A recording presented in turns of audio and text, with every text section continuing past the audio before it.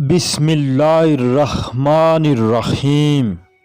شروع اللہ کے نام سے جو بڑا مہربان نہایت رحم والا ہے۔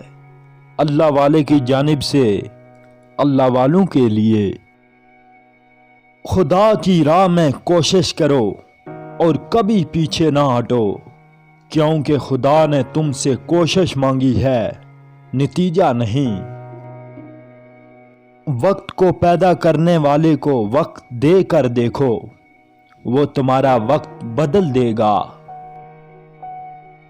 اپنی نیکی چھپانا آپ کی سوچ کا امتحان ہے، اور دوسروں کی برائیاں چھپانا آپ کے کردار کا امتحان ہے۔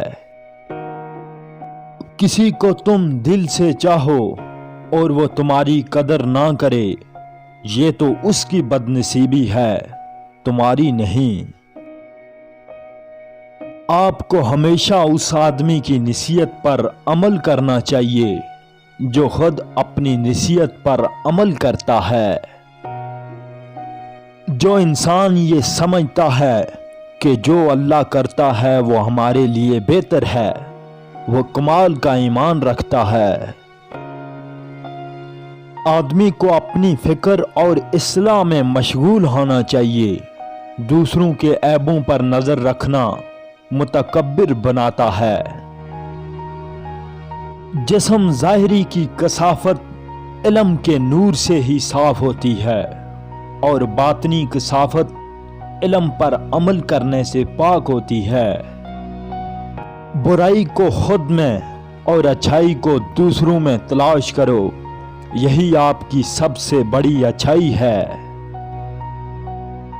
آپ دنیا کی تمام عورتوں کو برقعے بھی پہنا دیں تو پھر بھی ان سے حساب ان کی نظروں کا ہی ہوگا۔ کسی کی بیٹی پر انگلیاں اٹھانے سے بہتر ہے کہ اپنی بیٹی کے نصیب سے ڈرا جائے۔ بے شک تم جو کرتے ہو وہی پاتے ہو۔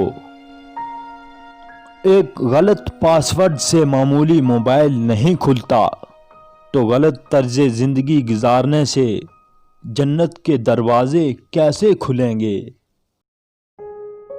خزاں کے گرتے پتوں کو حقیر مت سمجھو، کیونکہ انہی پتوں کے گرنے سے بہار آتی ہے۔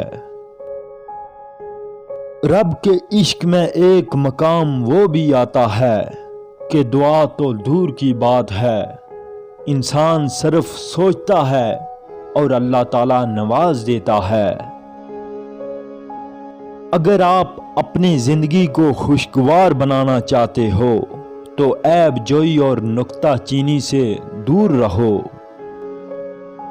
جب تم کسی کے ساتھ بھلائی کرو تو اس کا بدلہ برائی میں ملے تو سمجھ لو کہ تمہاری نیکی قبول ہو گئی۔ کسی کے چہرے کا مذاق اڑانے سے پہلے یہ سوچ لیں کہ آپ تصویر میں نہیں بلکہ مصور کی کاریگری میں نقص نکال رہے ہیں۔ اگر جاہل سے بحث کرتے رہو گے اور ہر کسی کی غلطی پر غصہ کرتے رہو گے تو تمہیں ہی منزل پر پہنچنے میں دیر لگے گی، انہیں کوئی نقصان نہیں۔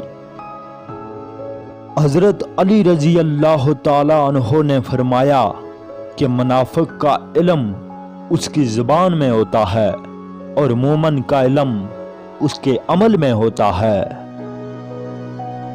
آپ ہر دشمن کو راضی کر سکتے ہیں، لیکن حاسد کو راضی کرنے کی ایک صورت ہے کہ آپ خود تباہ ہو جائیں۔